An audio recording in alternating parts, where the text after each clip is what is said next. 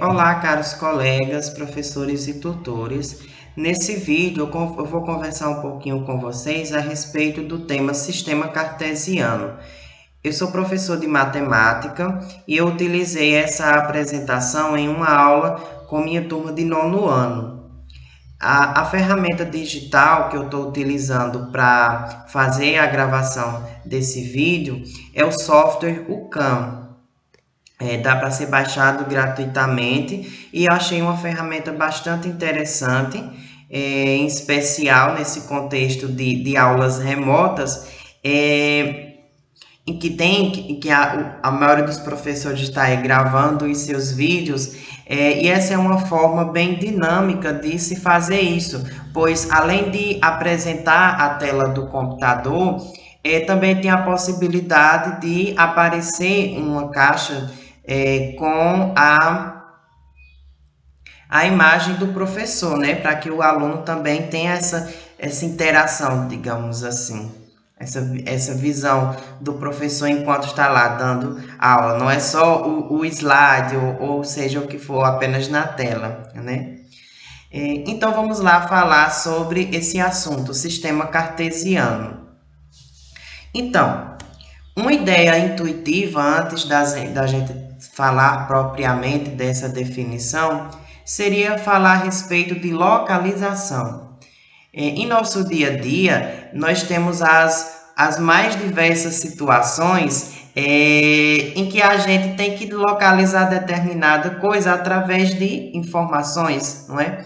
Por exemplo, informar para alguém a localidade de determinado estabelecimento. Então, ela vai dar instruções àquela pessoa de como que ela encontra aquele determinado lugar, não é? Nesse exemplo aqui exposto no slide, nessa situação, nós temos a professora conversando com o aluno, certo? Em que ela está querendo explicar para ele a localização de um posto de gasolina que fica próximo às cidades A e B. A cidade A está representada por esse ponto aqui e a cidade B por esse outro ponto. Ambas digamos assim, na beira da estrada.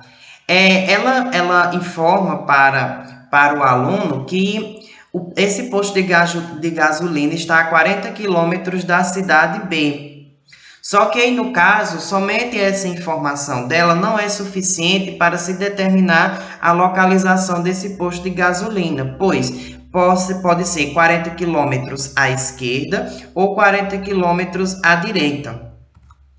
Mas se, por exemplo, ela estabelecer como sendo 40 quilômetros de distância da cidade B, no sentido de quem vai da cidade B para a cidade A, ou seja, para quem vai nesse sentido aqui, então, no caso, já dá para ter uma noção de onde será a localização do posto de gasolina, que no caso seria nesse ponto aqui, certo? Um outro exemplo bem comum é no jogo de batalha naval. O objetivo desse jogo é encontrar as embarcações que estão escondidas por trás desses quadrados, né? Para a gente selecionando os quadrados, também vai seguindo uma lógica de localização, da mesma forma que na situação anterior. Nesse caso aqui, seria a escolha de uma linha, né? Cada linha está numerada de 1 a 10, e a escolha de uma coluna, que estão listadas com as letras A, B, C, D, E, F, G, H, I e L. Então, por exemplo, se eu fosse localizar essa embarcação aqui, a pessoa que estivesse jogando, então iria selecionar a coluna D, linha 1, e coluna D, linha 2, para encontrar a embarcação, né? Existe também nesse jogo a possibilidade de se encontrar bombas ou tiro na água, né? Que no caso é um ponto negativo. Por exemplo, aqui essa bomba ela está localizada na coluna H e na linha 9. Então, a determinação da coluna e da linha seria tipo as instruções, o modo de como a gente localizaria cada um desses elementos no jogo, certo? Seria, então, o que chamamos de coordenadas, certo?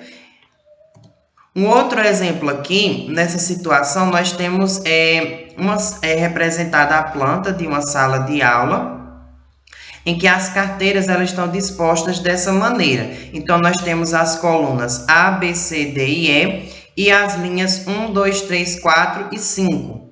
Então, por exemplo, se eu tomasse um aluno sentado nessa carteira aqui, vou tentar representar aqui nessa obra de arte um aluno. Então,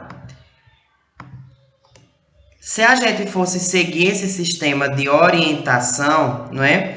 Nós teríamos que a carteira dele, olhando para as colunas, estaria na coluna D e olhando para as linhas, estaria na linha 3. Então, se nós fôssemos representar em coordenadas a localização da carteira desse aluno, então, se a gente considerar o primeiro termo como sendo a coluna, então aqui eu colocaria coluna D. E o segundo critério como sendo a linha, então ele estaria na linha 3. Então, dessa forma, a gente representa as coordenadas da localização da carteira desse aluno.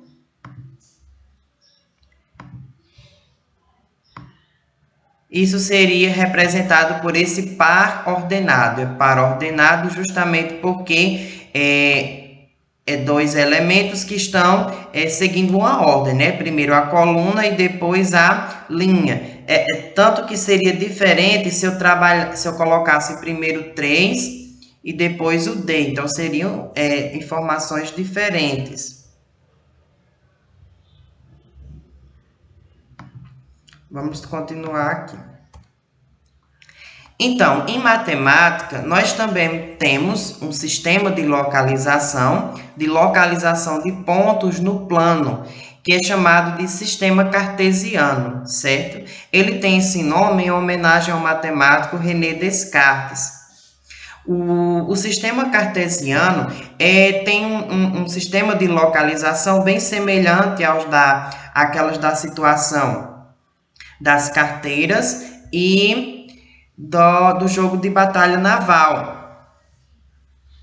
No caso, ele é formado por dois eixos, certo? Então, aqui nós temos o plano.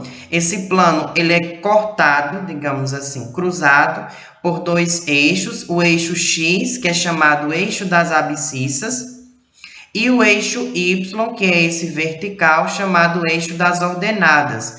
Eles se cruzam em um ponto, que é o ponto de origem, o ponto zero, né? Olhando para aqui o eixo das abscissas, então, todos os números que estão à direita desse zero são números positivos e os que estão à esquerda do zero são números negativos. É nada mais do que a representação da reta numérica. Da mesma forma, com o eixo das ordenadas. Todos os números que estão acima de zero são números positivos, números reais positivos, e todos os que estão abaixo de zero são números reais negativos. Para a localização de um ponto, ou seja, para determinar as suas coordenadas, é nada mais do que identificar o valor correspondente nas abscissas e depois nas ordenadas. Como eu falei para vocês, o par ordenado, ele sempre vai seguir aquela ordem. Naquele exemplo, eu estabeleci primeiro a coluna e depois a linha. Então, da mesma forma que se eu for determinar as coordenadas do ponto P, o primeiro termo é referente ao número que está localizado no eixo das abscissas e a segunda coordenada seria referente ao eixo das ordenadas. Então, se eu fosse representar esse P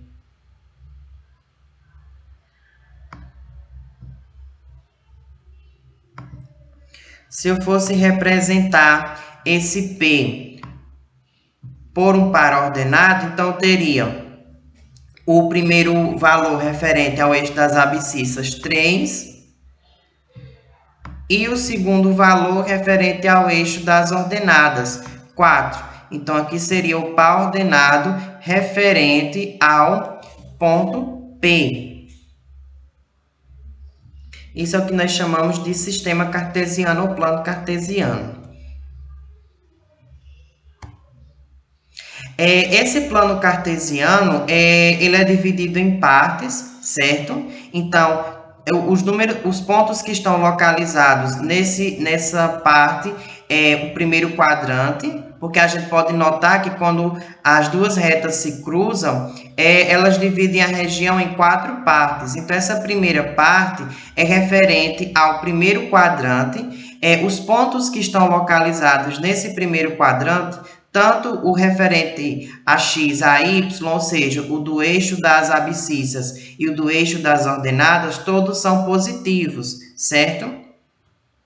No segundo quadrante, apenas a abscissa é negativa e a ordenada é positiva. Os pontos do segundo quadrante são aqueles que se encontram nessa região. Os que se encontram nessa região são os pontos do terceiro quadrante. Aqui, tanto a abscissa como a ordenada são valores negativos. E, por fim, no quarto quadrante, nós temos os pontos de abscissa positiva e ordenada negativa. Então, vamos aqui aos exemplos. Observe a figura abaixo. Em qual posição está a roda da frente do carro?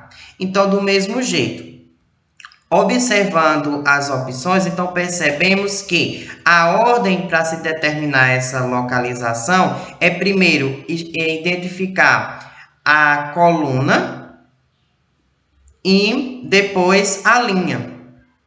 Então, de coluna nós temos A, B, C, D e E, de linha 1, 2, 3 e 4. A questão ela quer saber onde está localizada a roda da frente do carro, ou seja, nesse quadrado aqui. Se olharmos para a coluna, é a coluna D, e olhando para a linha, temos a linha 2. Então, dessa forma, a opção correta seria D2. Vamos ao segundo exemplo. Observe a planta de uma sala de aula. Nela, há carteiras individuais dispostas em linhas e colunas. Então, podemos observar nessa figura que as carteiras é bem semelhante àquele exemplo que eu já tinha comentado no início do vídeo. Nós temos aqui as colunas, né? São 5 colunas e aqui as linhas. O item A está nos pedindo qual é a posição coluna-linha. Então, ele estabeleceu que a ordem do par ordenado é primeiro o valor da coluna e depois o da linha, da carteira A. Então, vamos localizar aqui a carteira A. A carteira A, ela se encontra aqui. Se a gente for olhar primeiro a coluna, como é a ordem aqui, ela vai estar na segunda coluna e, olhando a linha, ela vai estar na terceira linha. Então, representando isso aqui um par ordenado, então nós teríamos segunda, referente à segunda coluna, e terceira, referente à terceira linha. No item B, está pedindo a localização, a posição da carteira B, essa daqui. Da mesma forma, ela se localiza na terceira coluna e aqui na segunda linha. Então, representando isso num par ordenado, nós temos terceira coluna e segunda linha. Então, notem que quando a gente estabelece a ordem, então a posição aí vai interferir. Então, por exemplo, o fato do 2 estar aqui na primeira coordenada é diferente dela estar aqui na segunda, porque ela estando na primeira coordenada, eu estou me referindo à segunda coluna. Mas quando ela se encontra aqui na segunda ordenada, eu estou me referindo à linha. Então, a posição, nesse caso aqui, interfere. Tem um sentido diferente. Um outro exemplo, que é para a gente dar as coordenadas dos seguintes pontos. No caso aqui, dispostos nesse sistema cartesiano. Então, vamos dar a localização do ponto A, certo? Como eu falei no começo do vídeo, quando a gente vai informar as coordenadas, ou seja, informar o par ordenado referente à localização do ponto, primeiro a gente estabelece quem é a posição de x, ou seja, o valor de x da abscissa e da abscissa, desculpa, isso, e da ordenada, certo? Então, olhando aqui para a reta, o valor da abscissa seria quem?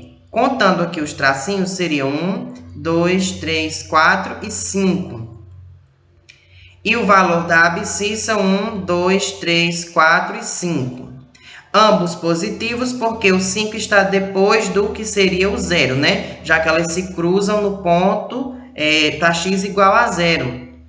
Então, nesse caso, esse 5 seria positivo, todos os números que estão desse lado positivo e os daqui positivo também. Então, a coordenada do ponto A seria 5 e 5.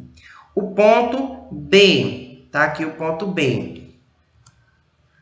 Ele teria abscissa 3 e ordenada 2. Então, nós teríamos aqui 3 e 2. Os pontos A e B, eles se encontram no primeiro quadrante. É só notar, olha, ambos, tanto a abscissa quanto a ordenada, eles são positivos, são valores positivos e se localizam nessa região do plano. Os próximos pontos seriam D. O ponto D, desculpa, é o ponto C, que está aqui. O ponto C, ele está em cima da reta Y, ou seja, da reta do eixo das ordenadas. Sempre que um ponto ele está no eixo, em cima do eixo das ordenadas, então quer dizer que o valor da minha abscissa é 0, certo? E o valor da ordenada vai ser justamente o número em que esse ponto está em cima, no caso, 7. Então, o par ordenado referente ao ponto C seria 0 e 7. Agora sim, a gente vai para o ponto D. Então, observando o ponto D, nós temos que 1, 2, 3, 4, ele está a 4 unidades aqui no eixo das abscissas. Como todos os números que estão antes do zero são negativos, então aqui seria 4 negativo. E ele vai possuir ordenada 3, né? Depois de 2, 3. Então, representando isso aqui no par ordenado, 4 negativo e 3. Da mesma forma com o ponto E. Então, 7 negativo aqui na ordenada ou na abscissa. E 2 positivo no eixo das ordenadas. Então, está aqui o ponto 7 negativo e 2. Agora, pessoal, olhando o ponto F, do E vamos para o ponto F. O ponto F, ele está em cima da reta X, ou seja, da reta das abscissas. A gente repete tanto tempo a abscissa ordenada que às vezes acaba se atrapalhando. Mas o ponto F está em cima do eixo das abscissas, o eixo X. Ok. Diferentemente lá do ponto C, que estava sobre o eixo Y, né? Nesse caso aqui, quem vai ser 0 é o eixo das ordenadas. Sempre que um ponto ele está em cima do eixo X, então o valor das ordenadas, ou seja, esse segundo termo aqui, vai ser 0. E o primeiro termo, o primeiro número que se encontra aqui no par ordenado, vai ser o número em que ele está em cima. No caso, F estaria em cima do 5 negativo. Então, ele teria coordenadas 5 negativo e 0. E da mesma forma com os demais pontos. Então, o ponto G, ele teria abscissa 6 negativo e ordenada 4 negativo. O ponto H, 3 negativo e 5 negativo. O ponto I, aí do mesmo jeito do ponto C, o I está sobre o eixo das ordenadas. Então, nesse caso, o valor de X seria 0 e o valor de Y seria o número que ele está em cima. No caso aqui, 6 negativo. Então, as coordenadas do ponto I, 0 e 6 negativo. O ponto J, ele tem coordenadas 2 em x e 4 negativo em y. O ponto K, 5 positivo e 3 negativo.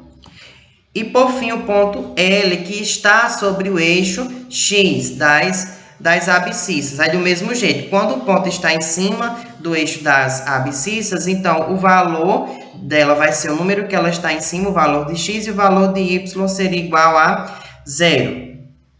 Observando a figura, então, nós vemos que os pontos A e B, eles estão localizados no primeiro quadrante, os pontos D e E no segundo quadrante, os pontos G e H no terceiro quadrante e, por fim, os pontos J e K no quarto quadrante. Esses pontos que estão sobre os eixos, eles não pertencem a nenhum quadrante. No caso, C e I estão sobre o eixo Y, ou seja, o eixo das ordenadas referentes a essa segunda posição, e os pontos L e F estão sobre o eixo das abscissas, que é referente ao primeiro termo aqui no nosso par ordenado. Então é isso, pessoal. Agradeço pela atenção de vocês e espero que tenham gostado.